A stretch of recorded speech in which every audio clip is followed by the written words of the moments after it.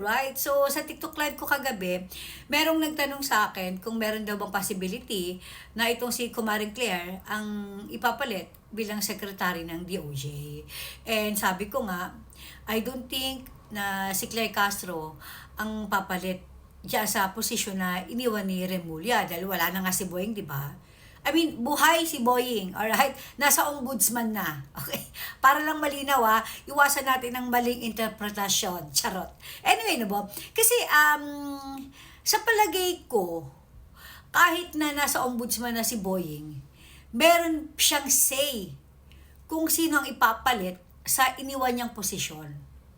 I don't think na papayagan ni Boying na ang mauupo bilang DOJ Secretary ay hindi niya gusto. Remember, doon sa executive session, show to nila Boying sinabi niyang parang squatter. Walang breeding, walang kaklas-klas. Itong si Claire Castro. Naalala niyo yun? Hindi niya gusto yan. Hindi naman siya kukuha. O hindi naman siya papayag. Dahil ipapalit sa kanya yung hindi niya gusto. At saka syempre, kailangan talaga bata niyang papalit yan. Or at least mahawakan niya sa leeg or mapapaayon niya sa gusto niya para kailangan kasi magkasundo ang DOJ at saka ang ombudsman. Right? Hindi ako kunin sa kumari ko. Alam mo, feeling ko hindi sila magkasundo kasi nga parang sip-sip ito kay Ngagva So, nagpapataasan sila ng galing sa pagsisinungaling para mapalapit lalo dito kay Bangag. Pagkatapos yan, ito na nga, lumabas na yung mga candidates para sa DOJ Secretary. At nakakaloka. 5, di ba? Yung isa from PCC. PCC parang Philippine, Competition Commission. Tama ba ako? Correct me if I am wrong, please. Tapos, merong 2 undersecretary ng DOJ. Tapos yung isa, galing sa Supreme Court. At yung pang-5, nakakaloka. Last but not the least, Buhaya from Congress, si Luis Trongaga. What the heck? Well, syempre alam na natin ang ending nito.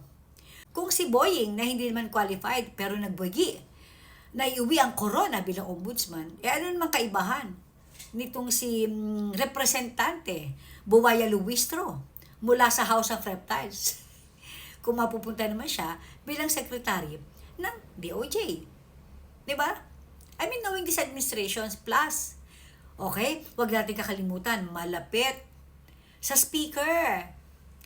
Itong si Luistro. Remember, nung sa Batangas, yung halos mapatid yung litid niya sa leeg, kakasigaw ng walang akap kung wala si speaker! Alala niyo yun? Walang ai kung wala si speaker! Bumabaha ng sandamakmak na blessing sa Batangas dahil yan kay speaker! Naalala niyo yun? Diba? Hawak pa rin ni Tamba yan. Sila pa rin yan. Sila pa rin ang sindikato dyan. Diba? Come on. Mag-expect pa ba kayo ng iba? This is just a show. Parang sa ombudsman. Kunyari may shortlist. Diba? Pero alam naman natin from the very beginning, Simula pa lang, bago pa bumaba ng pwesto itong si Martires, ano na yan, planado na yan. My God. And mag-expect pa ba tayo ng iba sa DOJ? Anyway, good luck Philippines. Good luck Luistro. Oh my God. Ginagawa yung joke yung Pilipinas.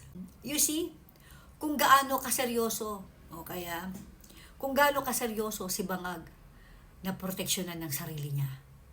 Kung gaano kaseryoso ang administrasyong ito na protektahan, i-cover up, pagtakpan lahat ng ginagawa nila. Pero sabihin niyo, seryoso ang presidente? Seryoso ang administrasyon niya? Para sa ating mga Pilipino? No! No. Well, good luck. Good luck, Philippines. Kalorki.